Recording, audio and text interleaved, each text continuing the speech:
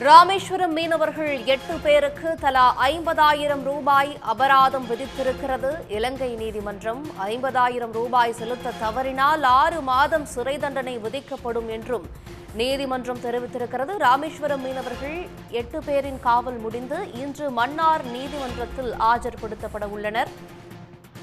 விவரங்களோடு எமது செய்தியாளர் கார்த்திக் இணைகிறார். கார்த்திக், 8 மீனவர்களுக்கு 50,000 ரூபாயை அபராதமாக விதித்திருக்கிறது இலங்கை நீதிமன்றம். இது பற்றிய விவரம் என்ன? ராமேஸ்வரம் மீன்பிடி துறைமுகத்திலிருந்து கடந்த மாதம் 21ஆம் தேதி மீன்பிடிக்க சென்ற ஏராளமான விசைப்படகுகளில் மீனவர் மீன்பிடி கடலுக்கு சென்றாங்க. இதுல ஒரு விசைப்படகையும் அதுல இருந்து 8 மீனவர்களை இளைய கடற்படை சிறைப்பிடிச்சாங்க. சிறைப்பிடிக்கப்பட்ட 8 மீனவர்கள் மீது எல்லைதாண்ட வழக்கு பதிவு செய்து மன்னார் நீதிமன்றத்தில் ஆஜர்படுத்தப்பட்டு சிறையில் அடைச்சிருந்தாங்க. தற்பொழுது பாத்தீங்கன்னா இந்த 8 மீனவர்களுக்கு இன்று நீதிமன்ற காவல் முடிந்த நிலையில தற்பொழுது மீண்டும் மன்னார் நீதிமன்றத்தில் ஆஜர்படுத்தப்பட்ட போது நீதிபதி 8 மீனவர்களுக்கும் தலாம் 50,000 அபராதத்தில் உத்தரவிட்டிருக்காங்க.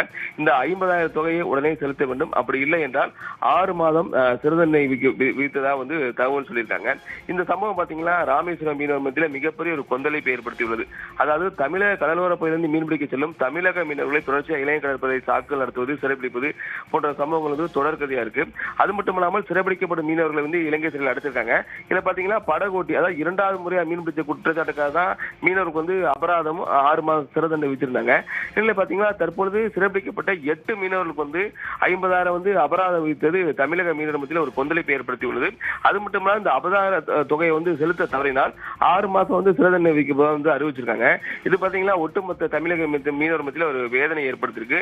மத்திய அரசு விரைந்து நடவடிக்கை எடுத்து இலங்கை அரசுடன் பேசி இந்த பிரச்சனைக்கு முற்றுப்புள்ளி வைத்து இந்த தீர்ப்பை நிறுத்தி இந்த மீனவர்களை விடுதலை செய்ய வேண்டும் என்பதே மீனவர்களின் கோரிக்கையாக உள்ளது.